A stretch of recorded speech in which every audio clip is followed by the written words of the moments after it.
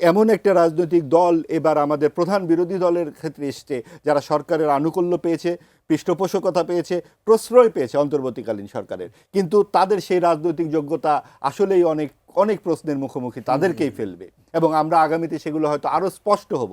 2/3 majority একটা সরকার, একটা সংসদে, সেখানে বিরোধী দল হিসেবে জামাত ইসলাম এবং 11 দলীয় জোট কেমন করলো?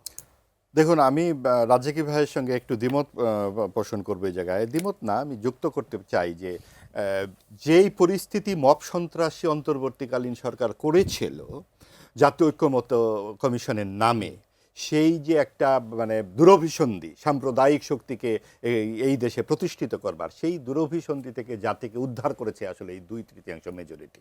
এটা আমার মতামত। না হলে আজকে যেই প্রধান বিরোধী দল হিসেবে সাম্প্রদায়িক শক্তিকে আপনি দেখতে পাচ্ছেন, এরা যদি আরও বড় হয়ে চলে আসতো, অর্থাৎ 2/3 মেজরিটি বিএনপির হাতে না থাকতো, তাহলে তো বাংলাদেশের চেহারাই তারা বদলে ফেলতো। এবং তারা যেভাবে মেয়েদের কর্মঘণ্টা 5 ঘন্টার কথা বলেছিল, তারা নারীকে শীর্ষস্থানে দেবে না বলেছিল, তারা নারী সংস্কার কমিশনের বিরুদ্ধে যেভাবে সোহরাওয়ার্দী উদ্যানের মাঠে আমরা হিংস্র কথাবার্তা, অশালীন কথাবার্তা শুনেছি, এগুলো যদি তারা সংসদে বলতে শুরু করতো, কি অবস্থাটা দাঁড়াতো হয়তো আমরা তাও দেখতে পারবো আগামীতে। কাজেই আমি মনে করি বাংলাদেশের স্থিতিশীলতার জন্য, বাংলাদেশের যে পরম্পরা, 71-এর মুক্তিযুদ্ধের পরম্পরা অব্যাহত রাখবার জন্য এই 2/3 মেজরিটি খুব প্রয়োজনীয়। এবং সেই জায়গায় বিএনপি যদি সকল দল মত নির্বিশেষে সকলের অন্তর্ভুক্তিমূলক সমাজের যে আকাঙ্ক্ষা, সেটা কিন্তু জামাত ইসলামীও পড়ে। সে জামাতে ইসলামী মুক্তিযুদ্ধের বিরোধিতা করেছে বলে তাকে সমাজ থেকে বের হতে হবে তা কিন্তু আমি বলছি না। আমি বলছি সকলকে নিয়ে যে অন্তর্ভুক্তিমূলক সমাজের আকাঙ্ক্ষা, সেটার নেতৃত্ব কিন্তু বিএনপিকে এই সংসদে দিতে হবে। এবং সেই ক্ষেত্রে আমরা দেখতে চাই যে এই সংসদকে যে প্রাণবন্ত, রাজ্জাকি ভাই বললেন এটা প্রাণবন্ত হবে কিভাবে, সরকারি দল তো এই কাজগুলো করছে না, আলোচনা করছে। আপনি দেখেছেন যে জামাত ইসলামী বা প্রধান বিরোধী দলের যে অনভিজ্ঞতা কিংবা কথাবার্তা বলবার ক্ষেত্রে তাদের যে এক ধরনের অপরিপক্ক মানসিকতা, সেটা কতখানি আমরা সামনের দিনে বুঝতে পারবো। সালাউদ্দিন আহমেদ সাহেব যখন সংবিধানের নানান ধারা উপধারা সংসদে উপস্থাপন করে বুঝিয়ে দিচ্ছিলেন যে এই জুলাই জাতীয় সংস্কার কমিশন কত অপ্রয়োজনীয় এবং অযৌক্তিক, সেটার বিপরীতে কথা বলবার মতো কোনো লোক কিন্তু আমরা দেখলাম না বিরোধী দলের। কাজেই সংসদ তখনই প্রাণবন্ত হবে যখন যে যেই বিষয়ে অভিজ্ঞ সে সেই জায়গাটি পাবে।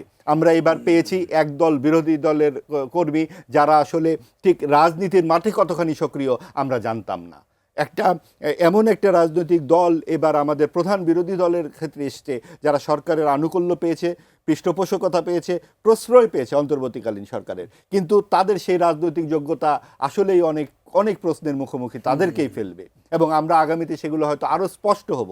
তবুও আমরা প্রত্যাশা করি, মানুষের তো শেখার শেষ নাই, তারা শিখে উঠবে এবং তারা প্রশ্ন করবে সরকারি দলকে, কারণ প্রশ্নের বাইরে কাউকে রাখা যাবে না। এবং সেই জন্যই গণতন্ত্রের মূল পাঠ কিন্তু আপনার নির্বাচন এবং জাতীয় সংসদ।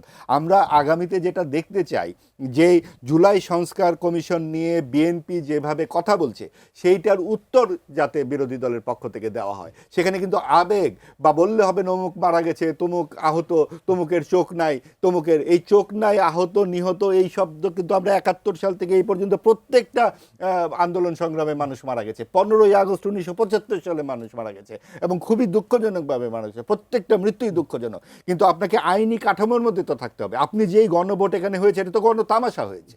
সেখানে যেই ভোটের কথা বলা হচ্ছে যে 70% ভোট, 70% ভোট কী করে গণভোটে হলো? আপনার তো যেই হিসাবে আপনি দেখুন 3 কোটি লোক না ভোট দিয়েছে এবং 6 কোটি লোক ভোট দেয়নি। এই 6 কোটি ভোট যদি আমরা বলি যে তারা আসলে ভোট দিতে যায়নি কারণ তারা এই গণভোটের উপর আস্থাই রাখেনি, তাহলে তো আপনার 9 কোটি লোকই তো ভোটই দেয়নি হ্যাঁ ভোটের পক্ষে। তাহলে কি করে আপনি হ্যাঁ ভোটকে জয়যুক্ত করছেন? কাজেই আপনি কিন্তু গণতন্ত্রে এই তর্ক বিতর্কগুলো চলবে। এটা বলার সাথে সাথে আপনি বলতে পারেন না যে আমি ফ্যাসিবাদের দোসর। আপনাকে এই প্রশ্নের উত্তর দিতে হবে এবং আপনাকে বলতে হবে আপনি কোন আইনের বলে একদল যুক্তরাষ্ট্র প্রবাসী এসে আমাদেরকে বলে দেবে যে এইভাবে দেশ চালাতে হবে।